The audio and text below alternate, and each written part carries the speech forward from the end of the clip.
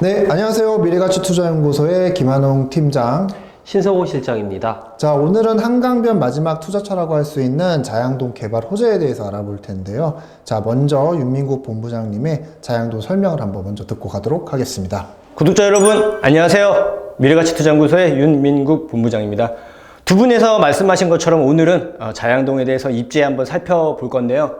현재 입지 상황을 한번 보자면 자양동은 서울을 기준으로 지금 정중앙에 위치해 있는 그 한강변, 정중앙에 있는 한강변 사이에 두고 오른편에 위쪽에 한강변에 위치해 있습니다. 자양동이 4동과 3동, 2동, 1동, 4동으로 이루어져 있고요. 이 주변의 개발 계획들을 살펴보면은 바로 이 잠실대교와 영동대교 그리고 7호선 라인을 더 통해서 잠실동에 주공 아파트 개건축하는 곳들 접근성이 있고요. 그리고 잠실종합운동장 개발이 있죠. 그리고 여기 아래쪽에 삼성정 그 현대차 GBC가 있고, 그리고 압구정동 재건축, 이렇게 큰 개발 계획들이 주변에 현재 있습니다. 바로 옆에 성수 전략 정비 구역도 이렇게 1, 2, 3, 4집으로 이루어져 있고요.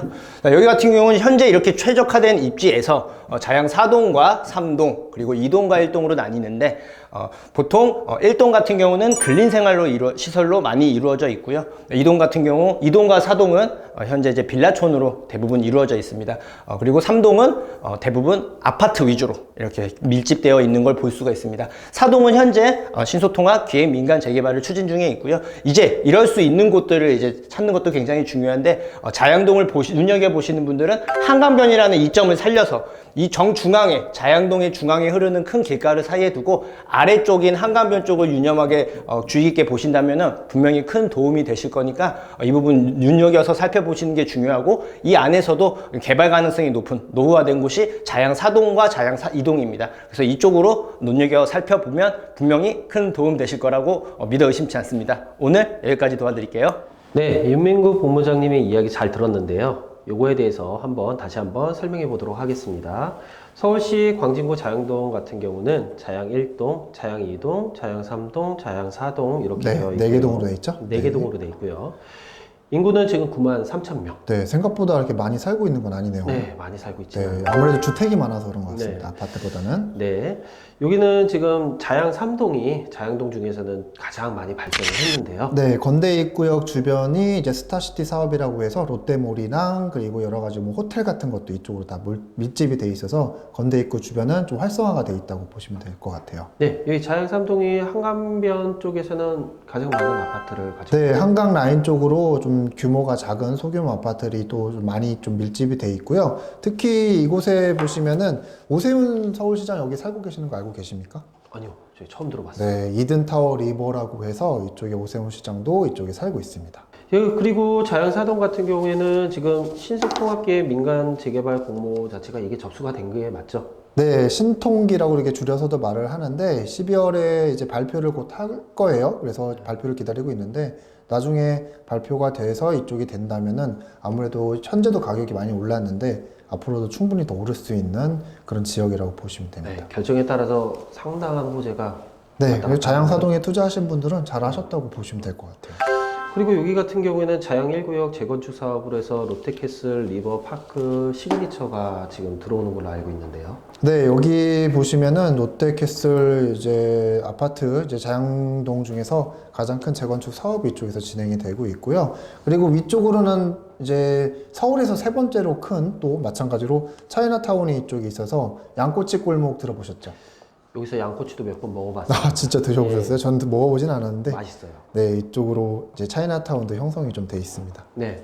그리고 우리가 지금 주목하는 곳 자양 2동 같은 그쵸, 경우는 이동이죠. 예, 자양 2동에서 지금 대형 호재가 있는 걸로 알고 있는데, KT 부지 개발하고 강변역 동서울 터미널 개발 자체 이 두 가지가 가장 큰 호재네요. 네, 지금 또 이제 하나하나 말씀을 드릴 텐데요. 먼저 KT 부지를 먼저 설명하기 전에 이동을 좀 설명을 해드리면은, 자, 구의역 주변으로 해서 KT 부지 개발, 여기 지금 땅이 좀 비어 있는 곳이 있는데 상당히 넓은 구역으로 이제 개발이 이제 될 거고요. 그리고 동서울 종합 터미널로 해서 이 주변으로 해서도 이제 앞으로 큰 개발이 남아 있습니다. 자, 먼저 보실까요? 여기 네. 보니까 지금 사진을 보니까 자양 1 재정비 촉진구역 도시정비형 재개발 사업이 시작을 했네요. 네, 이제 말뿐인 그런 계획이 아니고요. 여기는 이미 공사를 시작을 했어요. 그래서 보시다시피 펜스를 치고 지금 지하 다지는 공사를 좀 하고 있는 것 같은데, 좀 더 자세하게 여기 옆에 보시면 조감도랑 공사 개요를 한번 살펴보시면요. 여기 보니까 규모가 지금 네, 상당히 크게 생기게 되죠. 나오네요. 어마어마하고 또 뭐 공동주택의 숙박 시설에 업무 시설에 뭐 복리 시설에 대해서 복합 뭐 시설 자체가 들어오고 2024년 7월에 완공되는 걸로 나와 있네요.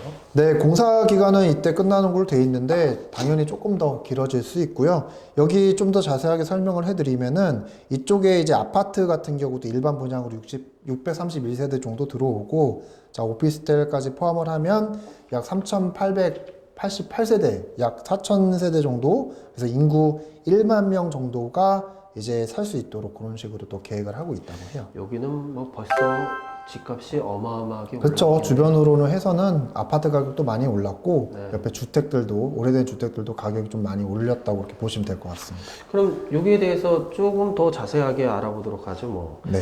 지금 여기는 동북권 서울의 중심 첨단 업무 복합 도시로 도약이라고 얘기가 나오고 있습니다. 네, 이게 무슨 말이냐면은, 이제 기존의 서울 이제 2호선 구의역 주변 같은 경우는 이제 2호선 역세권이잖아요. 네. 네, 교통 요청 지역에도 불구하고 이미 이제 국가시설, 예를 들어서 동부지방법원이라든가 검찰청, KT 같은 그런 국가시설이 다 차지를 하고 있었던 거예요. 네. 그래서 이런 것들을 이제 다른 곳으로 이전을 해서 이미 이제 동부지방법원 같은 경우는 문전동으로 이전을 했잖아요. 네. 그래서 이전을 한 다음에 이쪽을 역세권으로 이제 원래 기능을 할 수 있게끔 이렇게 상업지역으로 개발을 하겠다는 그런 취지로 개발하고 있는 겁니다. 그럼 여기는 지금 버려진 지역이 되는 거잖아요. 네, 그럼 이 기존에 비어있던 땅이었죠. 비어있는 네. 땅인데 그럼 이 비어있는 땅을 개발한다라는 건데 어떻게 개발한다는 건가요? 일단 보시다시피 이런 상업시설 같은 것도 들어오고 주거도 들어오는 건데, 단순히 이제 강변역만 개발을 하는 게 아니라 검대 입구는 이미 개발이 됐잖아요. 그래서 네. 검대 입구부터 시작을 해서 강변역, 좀 더 넓게는 성수동부터 시작을 해가지고 이쪽을 주상복합 라인 단지로 이렇게 만든다고 보시면 될 것 같아요. 그렇구나. 지금 여기 보면 사진에서도 보면은 광진구 고궁천사가 네. 새롭게 이전합니다라고 나와 있어요. 그렇죠. 그러면은 네. 기존 지금 청사 자리 같은 경우는 어떻게 바뀌는 건가요? 광진구청이 자양동 옆에 있었어요. 멀리 있는 곳은 아닌데 이쪽으로 이전을 한 다음에 이제 구의회 같은 것도 이쪽으로 이전을 한다고 해요. 그리고 기존의 자리는 여성 관련 센터 같은 거를 만든다고는 하는데 정확한 거는 저도 좀 더 찾아봐야 될 것 같아요. 좀 더 찾아봐야 된다. 네네네.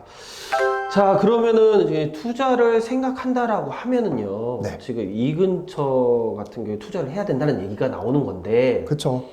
호재 근처로 투자하시면 좋죠. 그런데 여기 투자한다라는 거 벌써 지금 이미 늦은 거 아닌가요? 아, 늦었다기보다는 원래 이런 호재가 있을 때는 네. 타이밍이 있어요. 무조건 뭐 공사를 하고 있다고 끝이 아니라 처음에 이제 계획을 발표할 때 한 번 오를 수 있는 타이밍이, 그리고 지금처럼 공사를 시작할 때 한 번, 또한 그리고 아직 이제 지어지려면 시간이 아까 말씀드렸다시피 좀 남았잖아요. 네. 그때 또 다 지어지고 나면 또 한 번 오를 수 있는 그런 타이밍이 있기 때문에. 한 2년 남았으니까. 그렇죠. 그래서 주변에 투자할 곳이 있다면은 지금 투자하셔도 나쁘지 않다. 아, 그렇게. 나쁘지는 않다. 네, 투자할 곳이 없는 게 문제지. 예. 네, 가격이 많이 올랐기 때문에. 예, 그리고 또 다른 호재가 하나가 더 있죠. 네, 두 번째 예. 호재입니다. 예, 여기 같은 경우는 동서울 터미널. 네, 신세계에서 동서울 터미널을 이제 개발을 한다고 하는데, 여기 마크 보이시죠? 네, 네. 스타필드라고 나와 있네요. 네, 스타필드를 이제 정용진 부회장이 동서울 터미널에 스타필드를 만든다고 합니다. 그래서 이제 건물, 여기도 나와 있지만은 여기 건물도 여기 멋지잖아요. 네. 그래서 세개동으로 대규모 큰 건물로 하는데, 네. 여기는 좀 특이한 게 단순한 스타필드가 아니라 약간 테마파크 느낌으로 이렇게 짓는다고 해요. 테마파크면은 저기 뭐 롯데월드나 저기 서울대공원처럼 그렇게 아니요, 뭐 테마파크가 그런 테마파크는 아니고요. 네. 이제 테마파크 롯데월드는 길 건너편, 한강 건너편에 있기 네. 때문에 그런 느낌이 아니라, 하남 스타필드 같은 데 보시면은 수영장 네, 이렇게 수영장 같이 되어 있고. 있잖아요. 예. 그러니까 그런 느낌으로 약간 지어지지 않을까 그렇게 생각을 하고 온 있어요. 가족이 즐길 수 있게. 그렇죠. 그냥 쇼핑만 하는 게 아니라 이제 같이 쇼핑도 하고 약간 관광지 같은 느낌으로 이렇게 사람들이 많이 올 수 있게끔 그렇게 개발을 한다고 보시면 될 것 같아요. 그러면은 원래 여기가 동서울 터미널 자리잖아요. 네. 그러면 동서울 터미널 같은 경우는 뭐 다른 곳으로 이전하는 거예요? 아니요, 동서울 터미널을 이전할 수는 없고 기존의 터미널을 같이 유지를 하면서 이제 약간 터미널에 요거를 짓는 이유가 이제 스타필드 이제 정용진 부회장님도 생각이 있겠죠. 원래 동서울 터미널이 이용 계획이 상당히 많았단 말이에요. 어마어마하죠. 그렇죠. 그래서 고속버스 터미널도 마찬가지잖아요. 센트럴 시티 같이 이제 이미 그쪽 사람이 많이 모이는 곳에 쇼핑몰을 만들어가지고 더 많은 사람들이 모일 수 있게끔 그렇게 개발을 하는 것 같습니다. 그러면 여기는 뭐 지금 터미널 이용객에다가 그렇죠. 스타피드 이용객까지 사람들이 계속 따지면 모이게 되는 곳이죠. 뭐 개발 호지는 어마어마한 그렇죠. 이게 사실 아까 KT 부지도 말씀드렸지만은 사실 스타필드 하나만 가지고도 상당한 호재라고 볼 수가 있습니다. 사진 네, 이런 식으로 생기게 되는 거예요. 네. 조감도 보면은 정말 멋진데요. 네, 건물이 한강에 이렇게 막 빛까지 딱 받으면서 상당히 이제 이쁘게 되는데 이게 모양이 약간 U 모양이잖아요. 네. 근데 이게 느낌이 제 생각에는 자 이제 신세계에서 신세계 유니버스라고 해가지고 이제 추구하는 게 있어요. 정용진 부회장님이. 그래서 여기서 얘기하는 신세계 유니버스라는 말은 저도 처음 들어보거든요. 네, 저도 이제 검색을 하다가 알게 된 건데 이제 간단히 말해서 신세계가 온라인이든 오프라인이든 어딜 가든 이제 우리 신세계를 이용할 수 있게끔 그런 식으로 이제 유니버스 뭔가를 이렇게 만든다는 그런 느낌인 건데. 커다란 계획을 지금. 그렇죠. 그런 일환으로 이제 야심차게 이쪽에다 스타필드를 서울에 이렇게 준비를 하는 것 같습니다. 예, 지금 여기 보면은 코엑스 같은 경우에도 지금 보면은 지금 이게 화면에서도 나와 있지만은 네. 고양 안성 코엑스 되게 많이 있잖아요. 네, 7개 근데- 정도 있어요. 근데 궁금한 거는 지금 서울에서 첫 정식 스타필드라고 얘기를 하는데 네, 이제 코엑스에 스타필드가 이미 있기는 하는데 거기는 기존의 코엑스 몰을 인수받아가지고 예전에 장사가 좀 안 됐거든요. 사람이 네. 안 와서. 그래서 그렇게 하고 있는 거고 이번에 이게 만약에 생긴다면 서울에 생기는 첫 스타필드라고 보시면 될 것 같아요. 그래서 의미가 상당히 있는 거죠. 이 호재가 어마어마하게끔 나오게끔 되어 있네요. 그쵸. 여기에도 보시면 되겠지만은 여기 자, 기사도 보니까 네, 지금 스타필드 보니까 효과. 스타필드 네. 효과? 그래서 뭐 고양시를 예를 들었는데 평균 매매가가 1,046만 원에서 1,637만 원으로 많이 올랐네요. 네, 이제 마찬가지로 스타필드 효과가 이제 몰세권이라고도 표현을 해요. 그래서 주변에 백화점이든 롯데몰이든 스타필드든 이런 게 생긴다면은 거의 지금 보시면 평당 600만 원 이상 차이 날 정도로 이제 아파트 가격에 영향이 크거든요. 그래서 주택이든 아파트든 이런 게 큰 쇼핑몰이 있다는 거는 상당한 호재라고 보면 되겠습니다. 호재가 지금 여기는 겹겹이 붙이는 곳이 그쵸? 자양동이다. 네, 자양동 중에서도 특히 이동. 자양 이동. 네, 두 가지가 동시에 있으니까 자양 이동이 상당한 호재가 있다고 보시면 되겠죠. 네. 지금까지 저희 자양동의 두 가지 호재 자체를 지금 정리해 봤는데요. 네. 자, 그러면은요, 팀장님. 네. 자양동에 어떤 지역에 투자하면 지금 좋을지 다시 한번 정리해 주시죠. 네, 저희가 이제 두 가지 호재 말씀드렸잖아요. 그런데 일단 호재와 최대한 가까운 곳으로 일단 투자를 하시는 게 좋고요. 그래야 직접적인 가격 상승을 또 보실 수가 있고, 제가 말씀드렸다시피 스타필드는 아직 공사 안 한 거잖아요. 그래서 네. 공사가 들어가면 또 가격이 오를 수 있는 여지가 있는 거고, KT 부지 같은 경우에는 준공이 되면 또 가격이 오를 수 있기 때문에 최대한 가까운 곳으로 또 투자를 하시면 좋고요. 그리고 아파트 같은 경우에는 지금 들어가시기엔 가격이 너무 높아요. 너무 높죠. 그렇죠. 그렇기 때문에 아파트가 덜 형성된 지역의 주택 쪽으로 한번 알아보시는 게 좀 도움이 되실 거예요. 주택 쪽으로 좀 네, 아까 알아보면 좋다. 아파트 많은 게 자양 3동이라고 말씀드렸잖아요. 네, 자양삼동에 아파트 많다라고 그렇죠. 했는데 그리고 한강변 쪽에 아파트가 이미 형성이 되어 있기 때문에 그쪽 라인은 좀 피하시고, 피하고 네, 그래서 오히려 주택이 좀 많은 곳, 그리고 약간 구축들이 좀 노후도가 좀 어느 정도 형성이 되어 있는 그쪽으로 한번 알아보시면 좋을 것 같아요. 그리고 마지막으로 자양동은 한강변이 이제 가장 키포인트잖아요. 그래서 자양동도 위쪽 말고 건국대 라인 이미 개발된 그쪽 라인 말고 한강변 쪽으로 한번 알아보시면은 상당한 프리미엄을 얻으실 수가 그런데 있어요. 한강변 같은 경우는 네. 보통 상식으로 봤었을 때 상당히 높은 네, 가격이 지금 비싸죠. 가격이 있잖아요. 가격이 비싼데 아직까지 그래도 개발이 아직 진행되지 않고 초기 단계인 데는 그래도 비교적 저렴한 가격으로 들어가실 만한 지역이 아직 남아 있기 때문에 지역이 남아 있다. 그렇죠. 찾아보시면은 충분히 있습니다. 네. 예, 지금까지 우리가 말하는 한강변 마지막 투자처라는 자양동에 대해서 지금 알아봤고요. 네.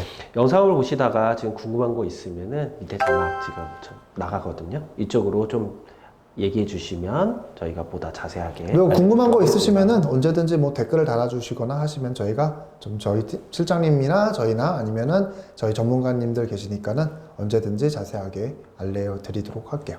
네. 네, 이상 마치겠습니다. 네, 감사합니다. 감사합니다.